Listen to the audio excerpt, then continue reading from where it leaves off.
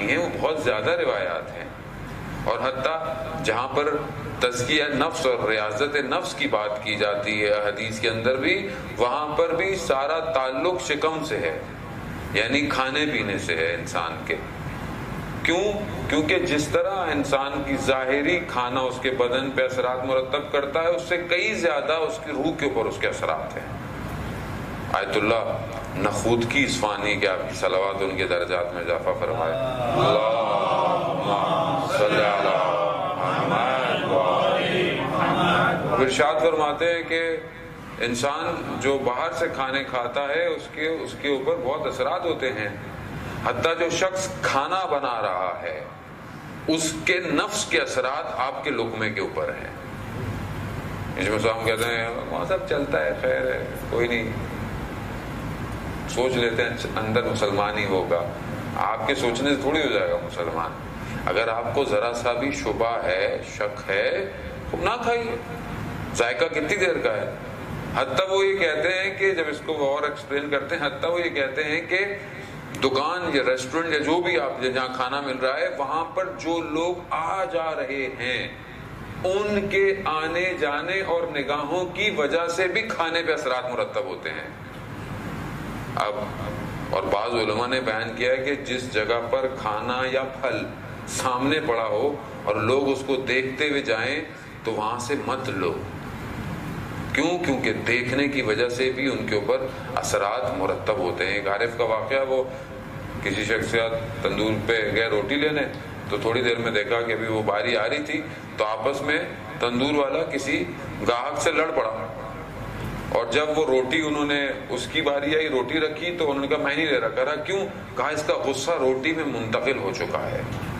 یعنی اتنے اثرات ہیں۔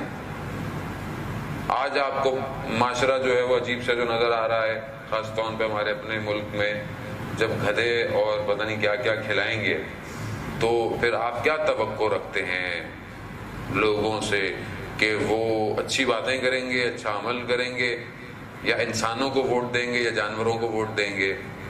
مرتب ہیں، اثرات مرتب ہیں، ظاہر ہوتا ہے۔ ایسے تو نہیں اسلام اتنا بڑا حصہ جو ہے وہ خوراک کے لیے اس نے تعین کیا ہے، یوں کھاؤ یہ کھاؤ۔ آداب آپ دیکھیں، حضرت سیدہ فاطمہ زہرا سلام اللہ علیہ، اللہم صلی علی محمد، 12 مراتب ذکر کر رہی ہیں کھانا کھانے کے لیے، کہ جس میں سے کچھ آداب ہیں، کچھ جو ہیں وہ مستحبات ہیں اور کچھ معرفت کے نکات ہیں۔ یعنی صرف ایک لقمے سے پہلے، یعنی اتنا ڈیٹیل اہل بیت کہہ رہے ہیں کہ غور کرو کہ کھا کیا رہے ہو۔ لقمہ ایک ہوتا ہے لیکن بدن کے اوپر اثرات مرتب کر دیتا ہے، روح کے اوپر اثرات اس کے شدید مرتب ہیں۔ انسان چلتے پھرتے کھا لیا، کھڑے ہو کے پانی نہ پیو، بیٹھ کے رات کو پیو، یہ سب چیزوں کے ظاہراً آپ کو کوئی مسائل نہیں ہے، لیکن آپ کے بدن اور آپ کے ساتھ جو دوسرا ایک فیکٹر جڑا ہوا ہے روح، اس کے اوپر شدید اثرات ہیں۔ یہ جو انسان آج عبادت میں کسالت برتتا ہے، کھڑا نہیں ہو پا رہا، نماز صحیح طرح نہیں پڑھ پا رہا، حالت کیفیت نہیں ہے، یقیناً کہیں نہ کہیں لقمہ داخل ہے۔ اور اگر آپ کو کہیں شک ہو، شبہ ہو، حتیٰ کہ مثلا یہاں والا شخص آیا خمس دیتا ہے یا نہیں دیتا ہے، تو آپ کے اپنے لیے ہے کہ جتنا کھائیں، جتنا آپ سمجھ لیں، اس کا حساب لگا کر خود خمس دے دیا کریں، کیونکہ بہرحال جو اہل بیت کا حق ہے اگر وہ بھی ادا نہیں ہو رہا تو مال جو ہے وہ جائز نہیں ہے، مال کے اندر حق غصب کیا گیا ہے۔ ہم کہتے ہیں کہ وہ مدینہ میں اہل بیت کا حق غصب ہو گیا، خدا نہ خواستہ ہم تو نہیں کر رہے گی ایسا۔ تو لقمہ بہت امپورٹنٹ ہے عزیزان محترم۔ حدیث عنوان بصری کہ جو بہت فیمس حدیث ہے، جو آیت اللہ قاضی طباطبائی رضوان اللہ تعالیٰ علیہ پہ آپ کی صلوات ان کے درجات میں اضافہ فرمائے، اللہم صلی علی محمد۔ اپنے شاگردوں کو اتنی تاکید تھی کہ حدیث اپنی جیب میں رکھیں اور اس کو ہفتے میں 2 دن پڑھا کریں۔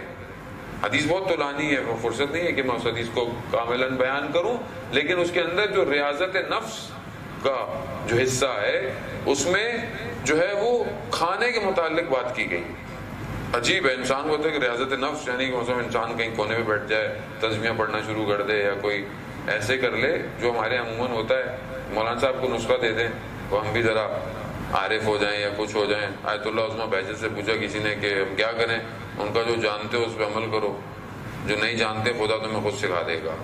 تو ہم کتنی باتیں تو جانتے ہیں، کتنی چیزیں ہم جانتے ہیں، مگر ہم اس پہ عمل نہیں کر رہے ہوتے.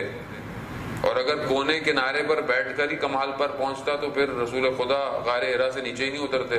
حضرت جبرائیل تو آ رہے تھے، انہیں کیا پرابلم تھی؟ نہیں، معاشرت میں رہ کر آپ کو کمال پر پہنچنا ہے، معاشرے میں رہ کر کام کر کر حلال. تو اس میں جو ایک حصہ ہے وہ امپورٹنٹ، وہ ریاضت نفس کا، وہ کھانے پینے سے ہے کہ جب تم کھانا کھاؤ، ایک تو بسم اللہ پڑھ کر کھاؤ کھانا.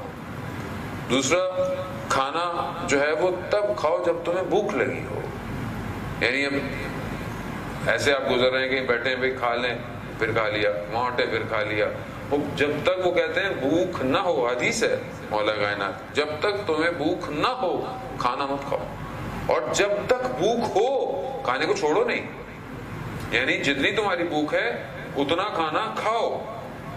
اور کھانے کو رسول خدا فرماتے ہیں کہ اپنے شکم کو 3 حصوں میں تقسیم کرو، ایک کھانے کے لیے، ایک پانی کے لیے، اور ایک ہوا کے لیے. وہ یہاں تک کھا لیا تو پانی بھی نہیں پیا جا رہا. پھر میٹھا آ جاتا ہے تو کہتے ہیں یار پہلے بتاتے، تو جگہ ہی نہیں رکھی ہم نے میٹھی. تو ہمارے یہاں تو کھانے سے دیکھیں نا، آپ اپنی شادی بیاہ کی تقریبات دیکھ لیں پاکستان کے اندر، وہاں سے شخصیت پتہ چلتی ہے. جب کھانے کے ڈھکن کھلتے ہیں تو پتہ چل جاتا ہے کہ اندر کون سا والا ہے. اندر میں نام نہیں لینا چاہتا، لیکن کون سا اندر چھپا ہوا ہے شخص. ہاں ختم ہو گیا تو کیا ہو جائے گا، بس اگر کچھ نہیں ملا تو کیا ہو جائے گا. انسان اپنے ٹیبل سے اس کا اندر کا ہرس اس کی پلیٹ میں نظر آ رہا ہوتا ہے. ایک ابھی ڈش کھا رہا ہوتا ہے، 4 پہ نظر ہوتی ہے کہ کہیں یہ تو غم نہ ہو جائے، کہیں اٹھا نہ لے کوئی. ویسے معاشرے کی باتیں ہیں، حقیقت ہے، اس سے ہم آنکھیں چھپا نہیں سکتے.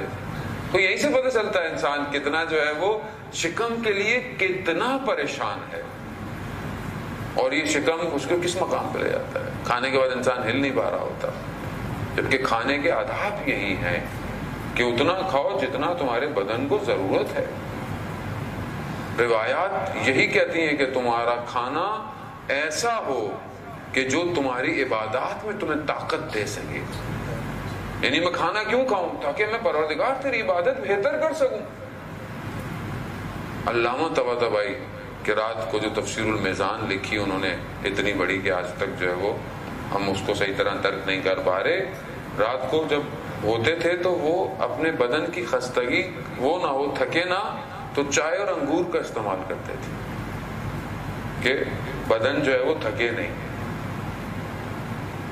کھانا ضروری ہے، یہ نہیں کہ نہیں کھانا. آپ لوگ یہاں سے جا کے بولے بھائی آج کیا تم کھانا نہیں کھا رہے. بھائی کھانا کھائیں، لیکن اتنا کھائیں کہ جتنا میں چل سکوں. اور سائنس نے یہ پروف، سائنس ماشاء اللہ اب تو ہماری تو اللہ رسول کی تو بات کسی کو ماننی نہیں، سائنس کی بات تو ہر کوئی مانتا ہے کہ سائنس بھی کہہ رہا تھی کیا بات ہے جی. جبکہ وہ امین اور صدیق جو اپنی نبوت سے پہلے امین اور صدیق تھے، اور وہ دشمن کفار مانگ رہا تھا امین اور صدیق، وہ امین اور صدیق ہماری زندگی میں اس طرح نہیں ہے. ہم سائنس امین اور صدیق ہے ہمارے لیے. تو سائنس نے پروف کیا ہے کہ روزہ انسان کی بدن میں انرجی کریٹ کرتا ہے. ایسے انزائم اس کے مائنڈ کے اندر کریٹ ہوتے ہیں کہ جو اس کی پوری باڈی کو فیٹ برننگ کی وجہ سے انرجی دیتے ہیں. تو وہ کہتے ہیں روزہ جو ہے وہ، فاسٹنگ جو ہے وہ بہت بیسٹ ہے. اب فاسٹنگ آپ اللہ کی نیت سے کریں یا آپ باڈی کی انرجی سے کریں وہ اب الگ بات ہے، لیکن اصل روزہ وہ جو کہتے ہیں مسلمان رکھتے ہیں، باقی مذاہب بھی روزے رکھتے ہیں، وہ بھی اپنے حساب سے فاسٹنگ کرتے ہیں. نہیں ہو تو ویسے ہی بھوکے رہ لیتے ہیں کہ دوپہر کو کھانا ہلکا کھانا ہے یا صرف کھانا ہے. کیوں؟ کیونکہ انسان کی اللہ جانتا ہے، اس جو اسٹرکچر اللہ نے جو ڈیزائن کیا ہے، جو باڈی ڈیزائن کی ہے، اسے خدا بہتر جانتا ہے کہ ان کو کیا دینا ہے. آج جو بیماریاں ہیں ہمیں، یہ صرف ہمارے اپنے وجہ سے ہیں. آج جو ہماری اپنی خوراکیں ہیں، خاص طور پہ فاسٹ فوڈز ہیں، بہت زیادہ ڈیپ فرائی چیزیں ہیں، یہ ساری چیزیں کیا ہیں؟ اور خدا نہ خاصے جو مرغی کھاتے ہیں، وہ مرغی کو اگر آپ مین روڈ پہ بٹھا دیں نا درمیان میں، اور وہ ہلے گی نہیں. اس نے ہلنا نہیں ہے کیونکہ اس کو سکھایا ہی نہیں کیا ہلنا. وہ اس کی وجہ سے ہمارا معاشرہ بھی وہیں بیٹھا ہوا ہے، وہ بھی نہیں ہل رہا. آپ اس کبھی مرغی کو غور کریں نا. جب یہاں پہ تو مجھے نہیں پتا، پاکستان میں تو نکالتے ہیں وہ یوں بیٹھی ہوتی ہے، اس کو پیچھے سے نکالتا ہے پھر وہ وہیں بیٹھی ہوتی ہے. اصل وہ جو کھلا رہے ہیں ہمیں، وہاں معاشرے میں آپ دیکھیں روڈ پہ آدمی ادھر آسمان میں دیکھ رہا ہوگا وہی دیکھتا رہتا ہے, وہ چل رہا ہے. کیوں ہے؟ کیونکہ خوراک ایسی ہے.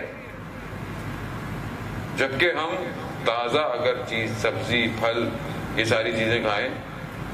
میں گوشت کے خلاف نہیں ہوں کہ ہندوستان سے نہیں آیا ہوا بہت زیادہ, لیکن مسئلہ یہ ہے کہ بہت ساری بیماریاں ہماری انہی چیزوں کی وجہ سے ہیں. آج جو ہم اتنے پریشان ہیں کہ یہ ہو جائے وہ ہو جائے, اور بیماریاں بھی ماشاءاللہ اتنی زیادہ آتی جا رہی ہیں. خوراک بہت مہم ہے عزیزان محترم. ایک بزرگ عالم کے بیٹھے ہوئے تو کہنے لگے کہ یہ جو دسترخوان پہ 4-5 چیزیں ہوتی ہیں جب انسان کے, اور انسان ایک چیز کھاتے ہوئے دوسری کی خواہش رکھے خالی, اور حلال ہے لیکن خواہش رکھے, تو وہ کہتے ہیں کہ لمبی لمبی آرزویں پیدا ہوتی ہیں انسان کے اندر. اور یہ آرزویں باہر دیکھیں گے, وہ یہ گاڑی یہ بھی لینی ہے, کسی شاپنگ مال میں کپڑے دیکھ لیے یہ بھی, یہ آرزویں ہیں.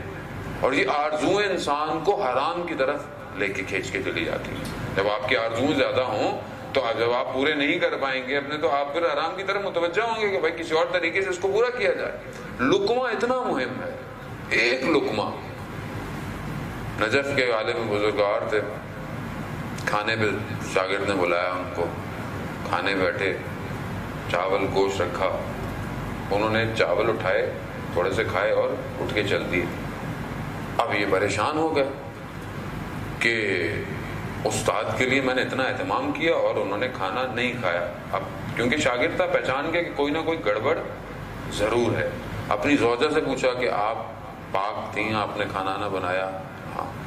کیا نجس تو نہیں ہو گیا تھا؟ کہا نہیں. کہا مطلب کسی جانور کے منہ سے تو نہیں کھینچا تھا مثلا کہ کچھ ایسی چیز ہو یا کیا ہو؟ تو یہ گھر میں تو انہیں نہیں ملا, تو وہ قصاب کے پاس پہنچ گئے کہ بھائی تم نے صحیح کہا, ہاں ذبح صحیح تھا. بولے کیا تھا؟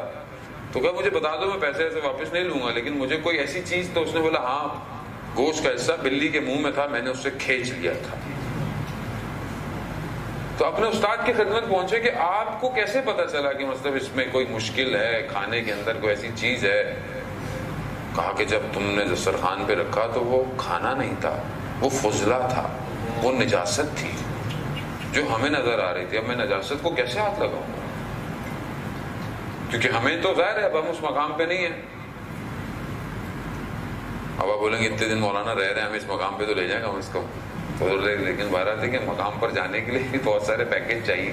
فی الحال میرے پاس نہیں ہے ابھی والا پیکج, لیکن انسان کم از کم تدبر فکر تو کر سکتا ہے کہ جس چیز میں شک ہے نہیں کھائے. عزیزان محترم, یہ اندر جو صفائی ہے یہ صرف ظاہری نہا دھو کے کپڑے پہننے سے صاف نہیں ہوگی. اندر اور تو کوئی چیز جا نہیں رہی ہے, کپڑے تو پھر باہر ہیں. اندر یہ لقمہ جا رہا ہے, یہ پانی کا قطرہ جا رہا ہے. یہ بالکل ایسے ہی ہے جیسے ایک صاف گلاس کا پانی, صاف واٹر, بالکل شفاف ہو. کسی چشمے کا پانی آپ لے آئیں, ڈسٹل واٹر, ایک ڈراپ اس میں آپ سیاہی ڈالتے ہیں, وہ آپ خود دیکھیں گے کہ وہ سیاہی ایک قطرہ کیسے پورے پانی کو آلودہ کر دیتی ہے, ایک قطرہ سے. آپ بولے مولانا صاحب ایک لقمہ ہی تو تھا, ایک لقمہ جہنم میں لے کے جا سکتا ہے.